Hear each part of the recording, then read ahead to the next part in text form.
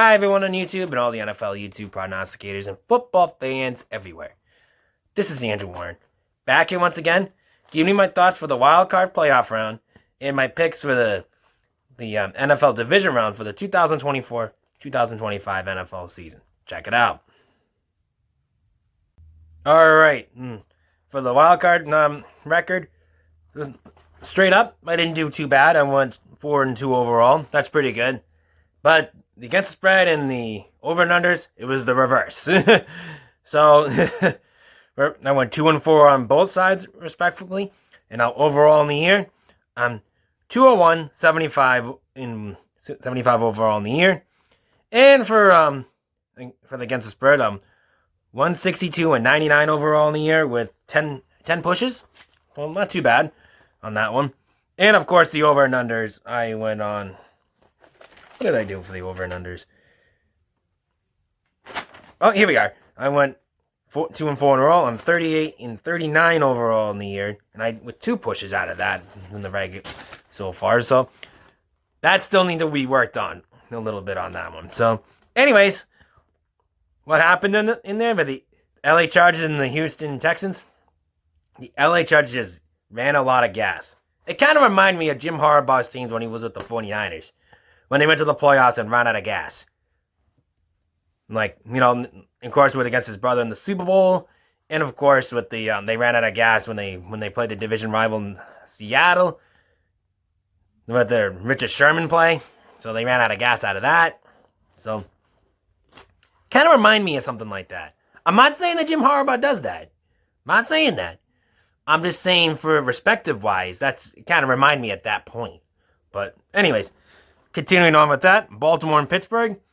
Baltimore just ran the ball on Pittsburgh, and they just stomped on them. I will say this for Pittsburgh. Don't trade Mike Tomlin. Don't do it. I don't care you haven't won a playoff game in so long. Fine. I get that. But the thing is, if I was running a football team, I would have Mike Tomlin running any day. Because he knows how to motivate his teams. Sure, the game might have been different, when teams getting dominated every now and then, but you got to learn to pass that. Buffalo and Denver. Buffalo, hey, happy for Bo Nix. Bo Nix, well deserved. I think he's a future for the Denver Broncos. As for Buffalo, they've been around the playoffs, and they did some things. But don't get me wrong from Denver, though. For Bo Nix, and they have They cannot be ashamed of their season. They did really well in the season. They expect one of the high expectations around, especially with a good division they got with the NFC West. So it's pretty good. Philadelphia and Green Bay. Now that was one of the games that I did really well on that one. I swept both of them out of that one.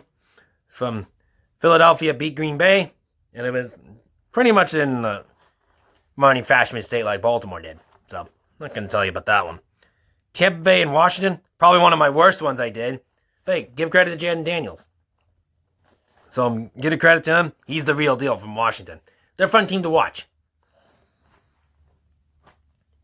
And that being said, the LA Rams and the Minnesota Vikings, what a win for the LA Rams. That was a win that LA desperately needed from the stuff that was going on with the wildfires.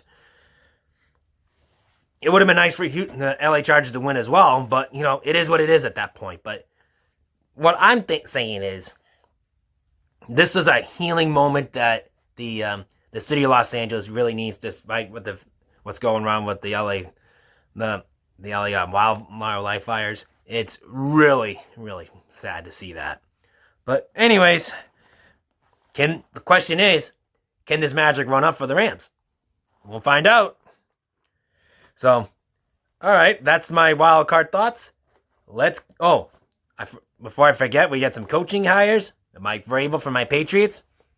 And the thing I had to say about that one is we all kind of expected that. We all did. So, but I think at the same time, it was a really, they rushed too much on Gerard Mayo. I understand that was in his contract. Let it be it. That's fine. But what I'm saying to you is, I think Gerard Mayo I think he can learn from his mistakes the next time go around when he becomes a coach or something like that. I'm not saying he's a bad coach. I think he's going to be a really good coach in the future, but I don't think he's ready for that point yet. And I feel so bad for him after what happened this year. We had a terrible season. Sure, we had a lot of young guys around, so that's fine. But what I'm trying to say is, I don't think he was ready for that level yet, especially when there's a young squad like the Patriots have right now. Now, I'm not saying he's bad. I'm not saying that. But I'm just saying that maybe he needs the time to develop himself, what his coaching style wants to be, and so be it that way. Maybe, just maybe he could start from the college level, maybe work his way up. So, or maybe he can go with where Bill Belichick is right now from the University of North Carolina. Maybe go from there. That's a start, because that he was a Belichick disciple, so I don't see why not. So, and maybe any other coaching tree as well. Maybe start being the linebackers coach again, and maybe work your way for the defensive coordinator. Maybe learn from that trio first before you become the head coach again. That's my thought on that. So, anyways, and we have a lot of things that's going on. Mike McCarthy finally got canned from the Dallas Cowboys, so now he may be going to Chicago. There's a possibility on that. So, there's some coaching things right now. We'll get more coaching next week. So, till then, let's get on to my my division round picks. Okay, let's kick things off on the Saturday games. We're going to start with the AFC side with the Kansas City Chiefs and the Houston Texans. This game is going to be a very interesting game to watch. Not because of what's going on with Patrick Mahomes and the Chiefs, but what's going on with the Kansas City's defense. That's going to be a key factor. So, if anyone can stop Kansas City's defense, they got a chance to win. Can Kansas City be a one-and-done team because they rested everybody? Or Houston's gonna find the rust of Kansas City and maybe Kansas City be a one-and-done team. Don't get me wrong, Houston's been a fun team to watch lately. So, CJ Stroud is no joke. So, I think what I'm going to say to this, despite the injuries, I know Houston has the injury bug right now. Same thing with Detroit as well, but we'll get Detroit in a bit. But anyways, that is going to be key for Houston, is the injury bug. So I think Kansas City, despite the rust, they could be resting a little bit, and they can probably turn it around in the second half. And I think that's what's going to happen in Kansas City, and it's in Kansas City as well, and that's very tough to play. So anyways, that being said, I'm going to take the Kansas City Chiefs over the Houston Texans to win this game. On the line, I will give Houston this. Kansas City is favored by 8 in this game. I'm going to take Houston plus 8. Over and under, it's 41.5. I'm going to go shoot under 41.5 in this game because this could be a defensive game. With the final score, Kansas City 20, Houston 13. All right, now to the other Saturday game on the NFC side. We got the Detroit Lions and the Washington Commanders. This game is going to be really interesting to watch. Both teams are really great to watch. Don't get me wrong. Detroit has an injury bug, but they're getting some of the key players back, like Montgomery. Montgomery is going to be, he did practice all week. He's really questionable to play. He could be playing. So that's a really, really key factor for Detroit, though. And that's what I've been saying all along. A lot of their player guys, they have a lot of injured reserves, but they have some guys coming back. So that's going to be really, really good on Detroit's side, especially on the running game like Montgomery. So I think with that is going to be really key to this. So for Detroit, I think Jared Goff's going to be finding the solution for Detroit's Washington Commanders' weak defense, and that's what's going to kill Washington Commanders right there. Don't get me wrong. Janie Daniels, I think Janie Daniels is going to be Rookie of the Year. I think he got this far. I think he's going to get Rookie of the Year. They're kind of fun team to watch, but I think their luck's going to run out against Detroit. Detroit is just too... They find ways to win despite with the injuries right now. And despite what the things are rolling right now, I think Detroit's going to win this game outright. So I'm going to take Detroit Lions over the Washington Commanders to win this game. On the line, Detroit is laying 9.5 in this game, which I thought it was 10 points, but then I found out it went down. It was going up and up and up this week, but then all of a sudden, early this morning, went down. So it's 9.5. So now the against the spread is laying 9.5-point favorites in this game. If it was 10, I would have taken the Washington Commanders, but now it's down to 9.5 in this game. I'm gonna take Detroit minus 9.5 in this one. Over and under, that's been going up and up as well, and it's 56. And I'm not gonna head to my bets on the over in this game, despite what you say about Jared Goff. I think they can get some points, but I think Detroit's defense is probably gonna run them over on Jaden Daniels on this one. So I'm gonna take the under 56 in this game with the final score: Detroit 24, Washington Commanders 14. All right, get to the Sunday games though. The Philadelphia Eagles and the LA Rams in this game. This one is gonna be really interesting to watch.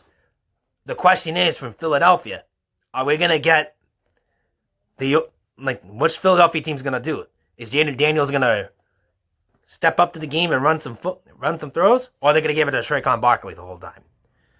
That's what's key to this. If Jalen Hurts can have a good throwing day, Philadelphia can run this game out. So I'm not saying the Rams have a shot. I think they do. They do have a shot, but if Jalen Hurts is going to have a great game, it's going to be tough to really chop the top months for anyone to beat Philadelphia to win this. So, anyways, I think for this one, I think the luck is going to run up for the LA Rams. Would I be shocked if the Rams won? No, not at all, because I think something like this, when a tragic event's happened in New Orleans. It happened with the Patriots on their first Super Bowl one on September 11th. And I think what had happened, was Hurricane Katrina with the Saints. But it took 3 years to make out of that. But what I'm saying is, I think I would not be surprised if the Rams are back in the playoffs next year. I'm not saying they're going to win the division next year, but I'm just saying I think they're going to be right in the back in the playoff momentum where they're going to be. But I think it's going to be too much to top if Jalen Hurts is going to have a great field day. So I'm going to take the Philadelphia Eagles over the LA Rams to win this game. On the line, Philadelphia's laying 6 in this game. If the spread was a little higher, like more than 7, I would have taken the Rams in this one. But I'm not. It's 6. I'm going to take Philadelphia minus 6 in this game. Over and under, it's 45. I'm going to go over 45 in this game. I think it's going to be a really close game that everyone expects to be. But the final score, Philadelphia 27. No, LA Rams 20. All right, the main event, the big one. The Baltimore Ravens and the Buffalo Bills. This is going to be fun with the weather factor. It's going to be cold. It's going to be a little bit snowy. It's going to be fun to watch. It's going to be a great running game. And I can understand why that Baltimore is the favorite in this game because of that. So that's going to be a key factor. And that's going to be the problem for Buffalo. And Buffalo don't have a great running game. Not saying they're a bad team. But I'm just saying, if it's going to be a bad weather game, if you don't have a great running game, that's going to be a big, big problem. Unless if you give the ball to Josh Allen, I don't know what I could see in this one. I'm not hating on Buffalo. I'm not doing that. But I'm just saying, with a big, big run factor like Baltimore has with Lamar Jackson and Derrick Henry, yikes. A weather like that, it's going to be really tough to top off on this one. I think that Baltimore's going to be running the football all day, all game long with the weather. It's going to be cold and snowy. It's got to be fun, though. Buffalo's used to that, too. I'm not saying that. But it's going to be close to calling this one. It's going to be so close, I'm going to take Baltimore to win this game outright. So I'm going to take the Baltimore Ravens on the road to beat the Buffalo Bills in this game. On the line, Baltimore's laying 1 in this game. I'm going to take Baltimore minus 1. Over and under, it is 51, though, in this one. Shockingly, I'm surprised the weather-wise was going to not make that go down much. I'm kind of surprised it didn't go down at all in this one. I was really surprised. So I'm going to take the under 51 in this game with the final score. Baltimore 20. Bills 17. All right, a big, big shout out this week This I've been shooting several times this year, but I got to do it for a reason. I'm going to do it. Shout out is Justin Bridgewater's Finest on YouTube, Blockpunch_guy on Twitter. There's a reason for that one, because I recommend his movie awards with his friend Tyler. They're doing the movie awards this weekend, so be on the lookout for that. So they make great movie awards. I'm a Hall of Famer over there, so just definitely give him a shout out for that, and check out their movie awards this weekend. If there's no football games on while you're waiting for football, I don't know when it's coming out. I think tomorrow, Saturday, maybe Sunday or something like that. They're posting it, so keep an eye out on that. And you can check out the rest of the NFL YouTube prognosticator page in the description down below right here. Until then, this is Andrew Warren saying, rock out and eat your breakfast.